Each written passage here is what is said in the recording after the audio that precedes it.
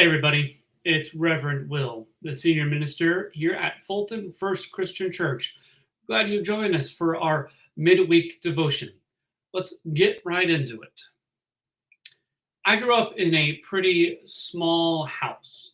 You walk through the front door into the living room that had a fireplace right there on the right. Besides that, there was a dining room, a small galley kitchen, a bedroom, my parents, and a full bathroom on the first floor. My brother and I occupied the attic, which had been converted into a bedroom upstairs. It was in the Midwest, so there was a basement, but it was unfinished and very dungeon like. It set the tone for living in smaller than not quarters. There was the bedroom that I had next that was 8 by 8 when we moved when I was 10.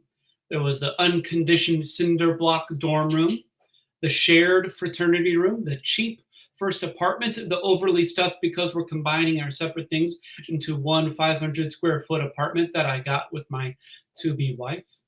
It was not until we moved into the parsonage of my wife's first call in ministry that I would say we lived in a space, a house with ample room enough to store more stuff than we had, which is fine. I would rather have it that way. To me, smaller spaces are better spaces. I don't ever want a big house. There's less space to fill. There's a push to consider what's necessary and what's not, and I'm less likely to be tempted to accumulate more and more and more. I know that that is a temptation that I have. We live in an age of overconsumption, always marketed to buy more, shown on social media what we don't have and what we should have, push to accumulate so the economy would grow. Even during a time right now when people are tightening their financial belts, you can't escape a wider world shoving things down your throat, telling you you just need more.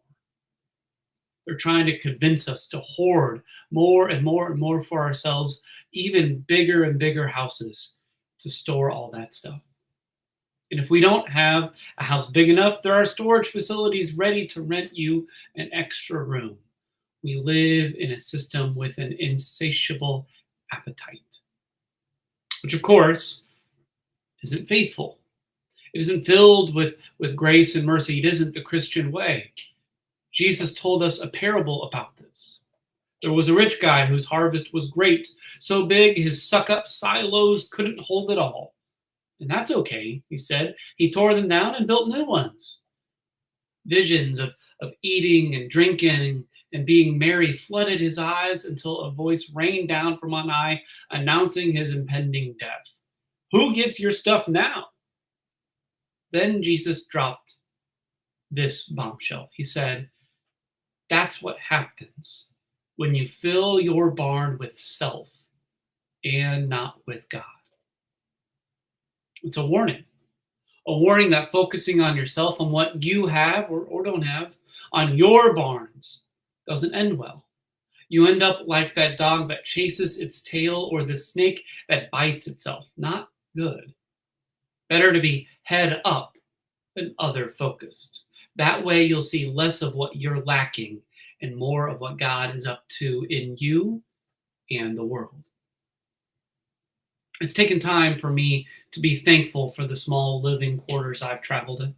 Who isn't enamored with homes with more room for activities?